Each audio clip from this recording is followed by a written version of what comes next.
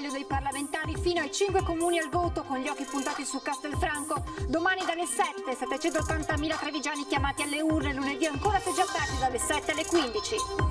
Tutti i risultati delle elezioni, vincitori e vinti, ospiti in studio e collegamenti. Lunedì dalle 15 la maratona elettorale di Antenna 3 per seguire momento dopo momento il voto in Veneto.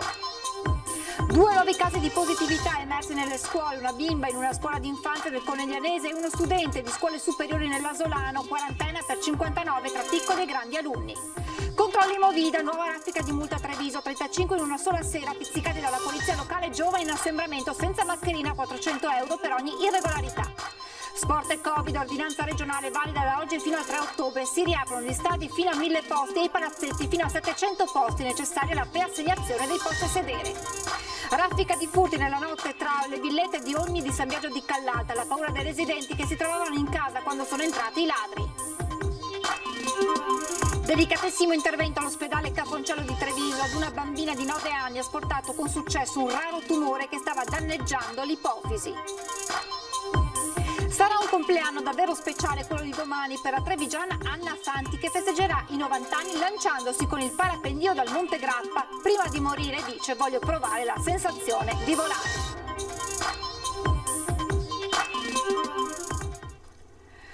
Telespettatori di Antenna 3, buonasera e ben ritrovati con l'edizione trevigiana dei nostri telegiornali. Dunque, vigilia elettorale al voto domani e lunedì oltre 780.000 trevigiani per le elezioni regionali, il referendum e le comunali.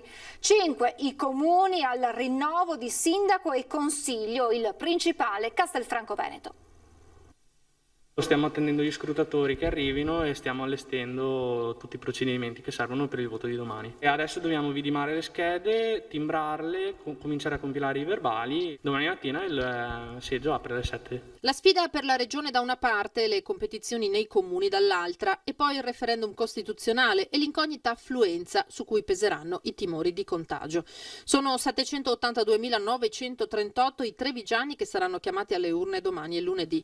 Per tutti la scheda per esprimere il proprio voto per il rinnovo della presidenza della regione e del consiglio regionale, così come quella per dire la propria sul referendum sul taglio del numero dei parlamentari. 5 invece i comuni al voto, il maggiore dei quali, e anche l'unico che potrebbe andare al ballottaggio, è Castelfranco Veneto, dove in 5 corrono per la carica di primo cittadino. Al voto anche Spresiano, Arcade, Vidor e Chiarano, comune commissariato nella scorsa tornata per il mancato superamento della quota del 50% dei votanti. In campo quindi 15 candidati sindaco e 378 aspiranti consiglieri. Si vota domani dalle 7 alle 23 e lunedì dalle 7 alle 15. Per la regione 9 gli sfidanti per il ruolo di presidente del Veneto, supportati da 17 liste. Ammessi il voto disgiunto e valido il voto di preferenza. In qualsiasi punto della scheda si riporti il cognome del candidato. In caso le preferenze siano 2, devono riferirsi ai componenti di una sola lista, uomo e donna. Il referendum costituzionale sul taglio del numero dei parlamentari, che ridurrebbe di 345 le presenze nelle 2 Camere, è confermativo, vale a dire che non prevede quorum. L'inizio dello spoglio delle schede è previsto dalle 15 di lunedì, cominciando proprio con quelle referendarie, a seguire le regionali. Solo martedì dalle 9 del mattino lo spoglio delle comunali. Per accedere ai seggi obbligatoria la mascherina e al momento dell'ingresso la sanificazione delle mani col disinfettante. Mascherina che andrà tolta per l'identificazione dell'elettore. Previsti seggi volanti per gli isolati per il Covid-19 che potranno esprimere il loro voto da casa. E naturalmente Antenna 3 seguirà lunedì in diretta con una lunga maratona l'esito di questa tornata elettorale a partire dalle 15.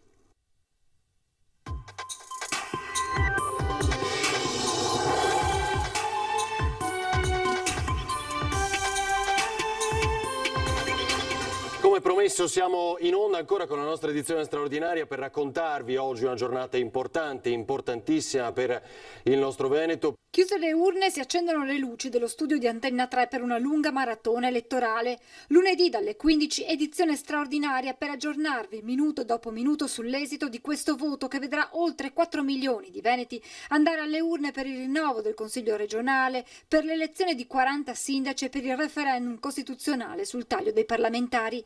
Vi racconteremo in studio e con i nostri inviati i seggi ai tempi del Covid e poi l'affluenza, le prime proiezioni per arrivare al risultato finale. Si inizia con lo scrutinio della consultazione referendaria e poi nel corso del pomeriggio i primi dati dai seggi sul voto per le elezioni regionali. Esiti che verranno man mano commentati con gli ospiti che si alterneranno in studio insieme al nostro vice direttore Ferdinando Avarino e poi collegamenti in esterno per raccogliere le reazioni a caldo. Martedì invece la diretta inizia di prima mattina dalle 7:30 per commentare e analizzare il voto regionale, poi dalle 9 tutti gli aggiornamenti sull'esito delle amministrative, occhi puntati su Venezia, ma naturalmente collegamenti e interviste anche dagli altri comuni veneti al voto. Antenna 3 ancora una volta in diretta per raccontarvi tutto questo in tempo reale e fornirvi come sempre la massima informazione. Diamo adesso uno sguardo al bollettino di Azienda Zero con i dati relativi al pomeriggio per i positivi nella nostra regione, che sono 98 in più rispetto al report della mattinata, e in provincia di Treviso sempre rispetto al report delle 8 si registrano 10 positivi in più. E arrivano anche gli esiti dello screening effettuato nel reparto di medicina dell'ospedale di Castelfranco.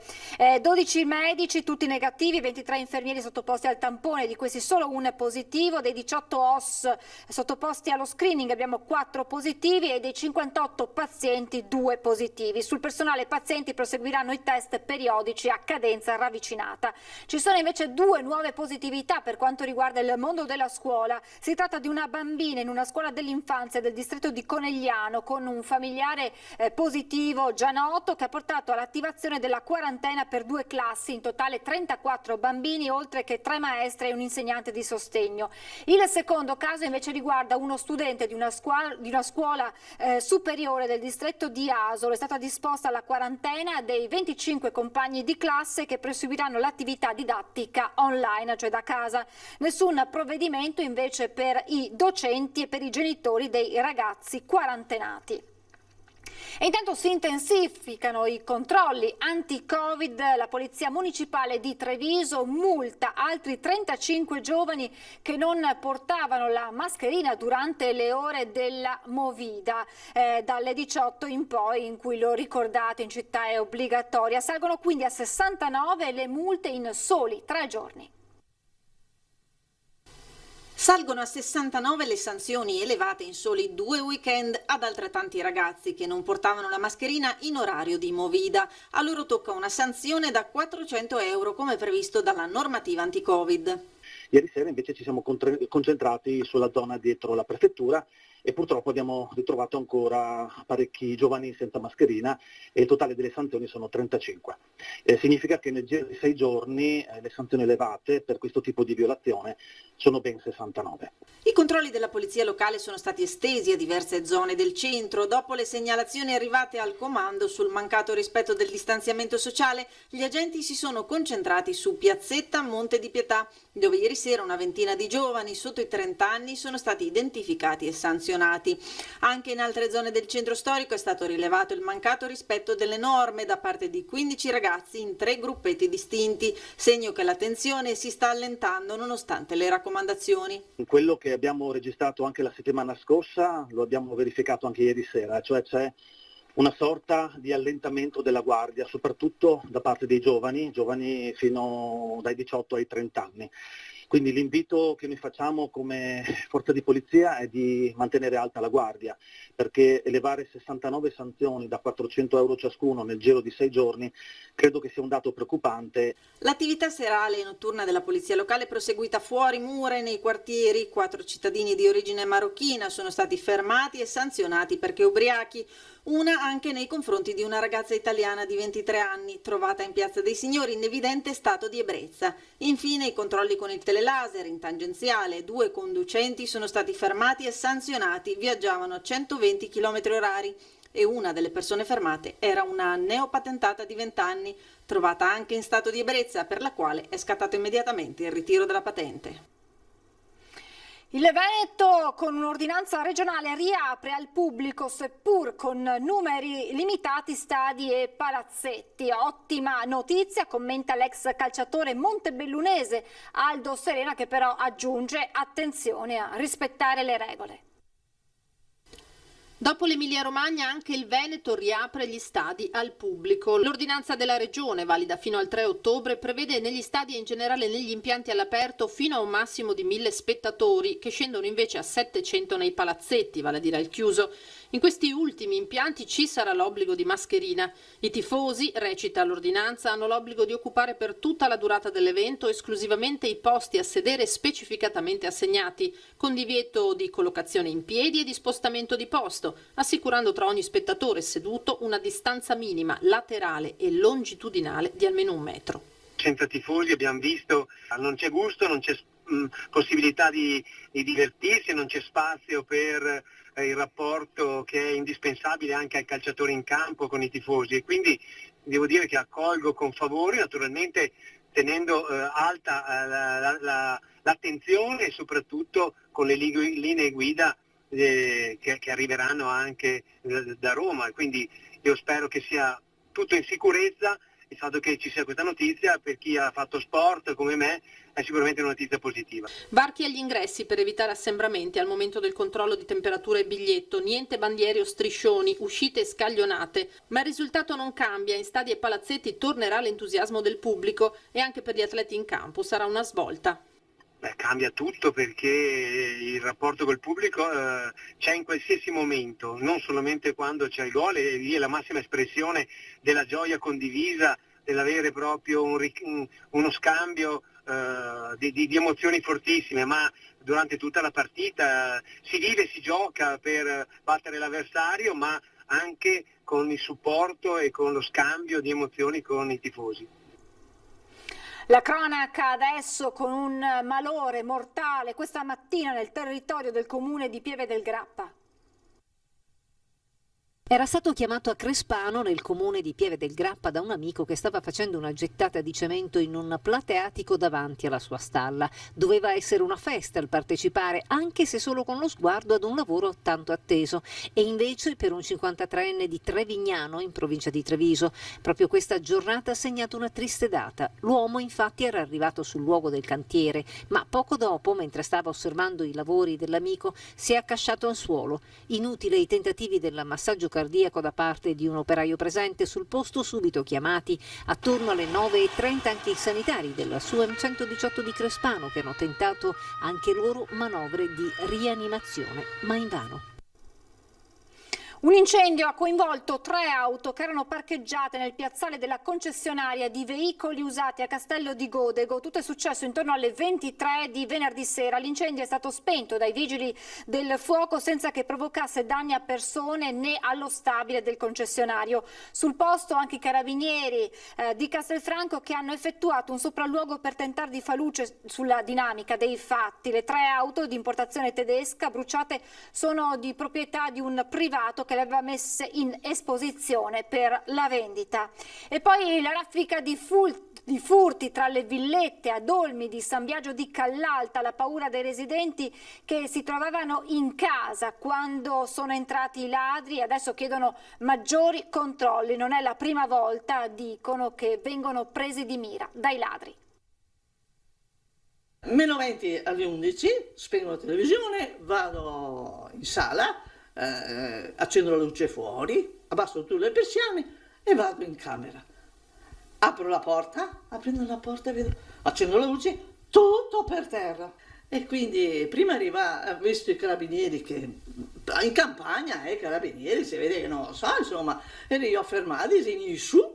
Il racconto di una delle residenti di Olmi, ancora sotto shock, è solo una delle abitazioni visitate venerdì sera tra le 21 e le 23 dai ladri tra via Bologna e via Borgofuro. Qui siamo al Civico 22, la proprietaria era in casa, ancora sveglia. Non sono riusciti a portare via nulla, ma hanno lasciato i segni della loro presenza con impronte sulla tettoia della camera dove si sono arrampicati. E la paura, tanta, che trapela ancora dalle parole della signora, non nuova ad episodi di questo tipo, il secondo in un anno. Stessa sorte alle vicine di casa, al Civico 10, dove però i ladri non sono riusciti ad entrare. Vede, hanno tagliato quella parte di vetro mancante, abbiamo trovato la finestra completamente aperta, quindi hanno sicuramente tentato di entrare, ma fortunatamente con le urla della mamma si sono allontanati. Nell'attesa di prendere sonno ho sentito come una caduta di vetri o uno sbattere e pensando di aver chiuso in casa il gatto mi sono precipitata al piano terra. Effettivamente c'è questa paura perché essendo 2 persone in casa, anche perché purtroppo si sente anche per televisione che se non trovano quello che cercano si va a rischio di prendere anche tante botte. Il bilancio di una notte insonne tra rumori sospetti, vetri rotti e fughe, la campagna aperta, croce edilizia e l'appello accorato al monitoraggio capillare. La paura anche cresce da parte nostra abitanti perché ovviamente non ci sentiamo più tranquilli e sereni nelle nostre case. Assilea non convince tutti la decisione di organizzare, malgrado il Covid, la sagra di San Michele e soprattutto di aver posizionato il Luna Park davanti al cimitero.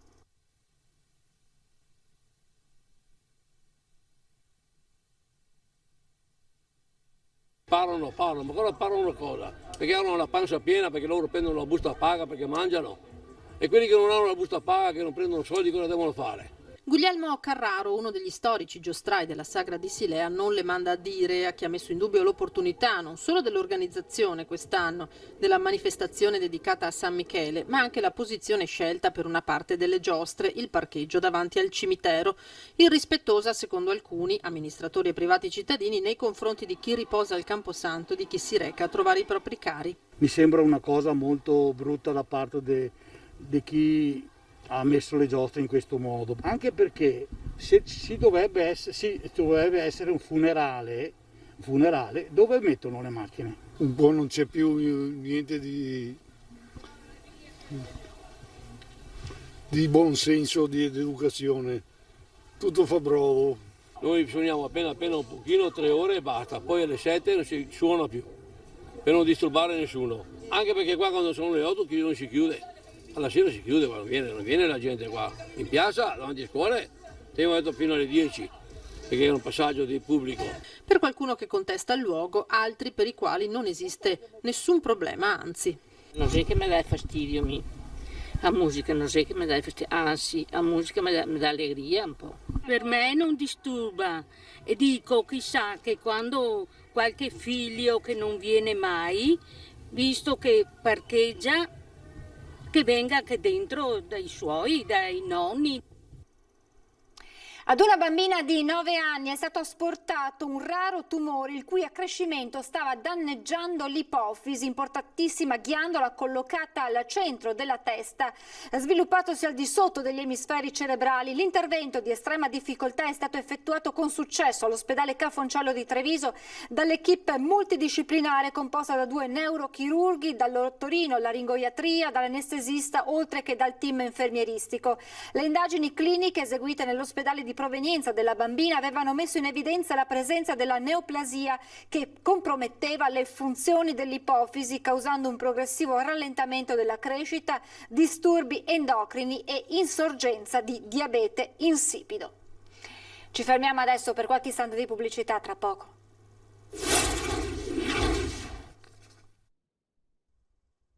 Rieccoci in diretta. Sarà un compleanno davvero speciale, quello di domani, per la trevigiana Anna Fanti, che festeggerà i 90 anni lanciandosi con il parapendio dal Monte Grappa, un'impresa resa possibile con la collaborazione dell'associazione Airsport Monte Grappa di Borso.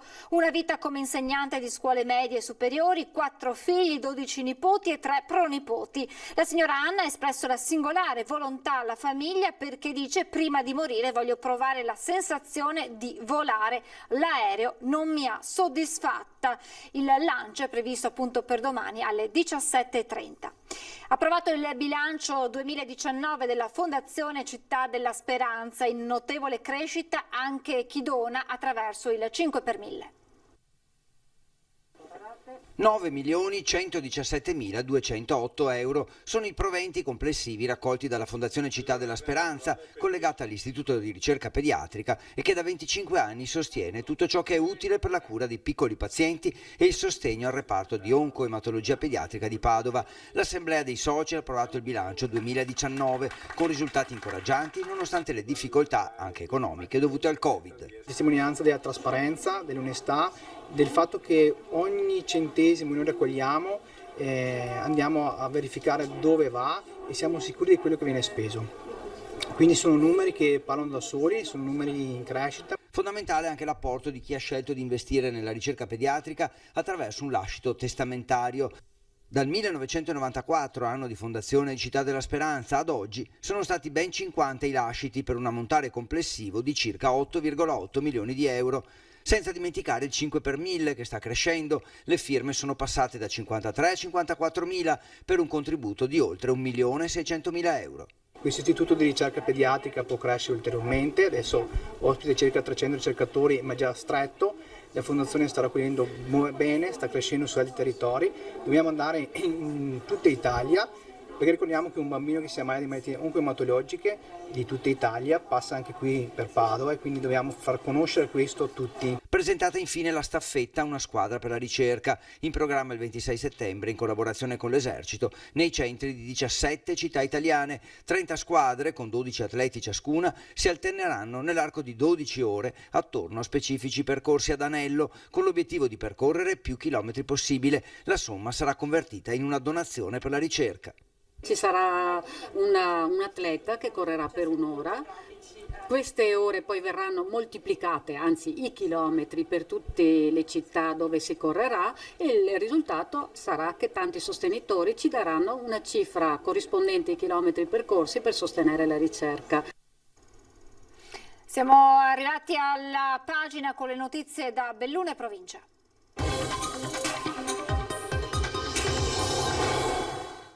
A Belluno saranno 212.539 gli elettori che voteranno domenica dalle 7 alle 23 e lunedì dalle 7 alle 15, oltre che per il rinnovo del Consiglio regionale, per il referendum costituzionale sul taglio dei parlamentari, anche per il rinnovo di 8 consigli comunali, tutti sotto i 15.000 abitanti. Le amministrative riguarderanno Borca di Cadore, Colle Santa Lucia, Gosaldo, San Vito di Cadore, Valle di Cadore, Vodo di Cadore, Voltago Agordino e Zoppè di Cadore. Lo spoglio interesserà prima le schede per la consultazione popolare, poi quelle delle regionali. Martedì dalle 9 via allo scrutinio per le amministrative. Primo caso di positività in ambito scolastico nel bellunese. Si tratta di un bambino asintomatico, contatto di un familiare contagiato da Covid-19. Dall'indagine epidemiologica è emerso che il minore ha frequentato per un solo giorno la scuola, un istituto elementare della provincia. Successivamente, da martedì, in relazione alla pervenuta notizia della positività di un familiare, tutta la famiglia è stata posta in isolamento. Naturalmente è stato attivato il protocollo previsto. Il referente Covid per la scuola dell'USL Dolomiti ha informato il referente Covid dell'istituto coinvolto, che ha fornito al Dipartimento di Prevenzione la lista degli alunni della classe del bambino, dei suoi insegnanti e degli operatori classificati come contatto stretto. Il Dipartimento di Prevenzione ha quindi disposto la quarantena per questi soggetti con esecuzione dei previsti tamponi di controllo. Il presidente di Confcommercio Belluno Doglioni fotografa la situazione della montagna dopo un'estate non certo semplice, ma guarda anche al futuro, ad una montagna, dice, che va aiutata e sostenuta. La montagna può essere un volano eccezionale per l'economia del Veneto e dell'Italia. La montagna ha una funzione economica per il territorio, ma deve essere aiutata. La montagna chiede aiuto, chiede di essere salvaguardata, tutelata, perché il bene di questo territorio si ripercuote sulla salute dell'intero sistema italiano.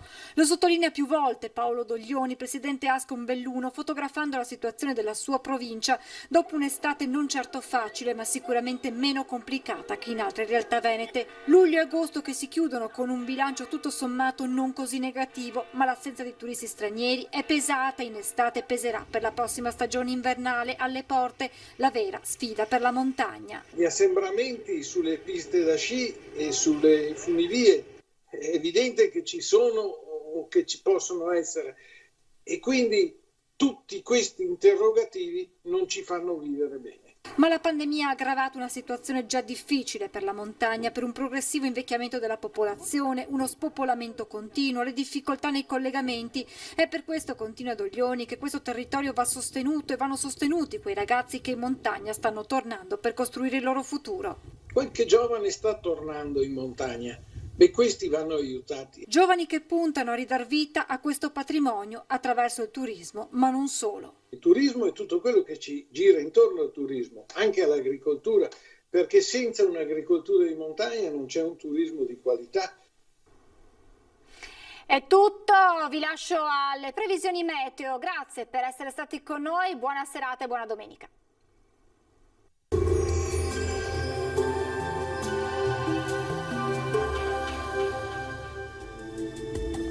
Bentrovati al meteo. L'influenza dell'anticiclone in espansione dal Nord Africa mantiene il tempo stabile sul nostro territorio, ma vediamo il dettaglio di domenica 20 settembre. Sul Veneto fino alle ore centrali sarà sereno o al massimo poco nuvoloso, salvo nubi basse al primo mattino nelle valli prealpine. Nella seconda metà della giornata aumento della nuvolosità a partire dalle zone montane e possibili tratti di instabilità. Temperature minime fino a 17 gradi, valori massimi compresi invece tra 24 e 29 gradi all'incirca. Ci spostiamo ora sul Friuli Venezia Giulia, dove avremo sostanzialmente la stessa situazione, tanto sole dappertutto, al pomeriggio addensamenti sui rilievi, ma qui senza ulteriori conseguenze. Temperature minime tra 11 e 16 gradi, massime invece sui 25 e 26 gradi.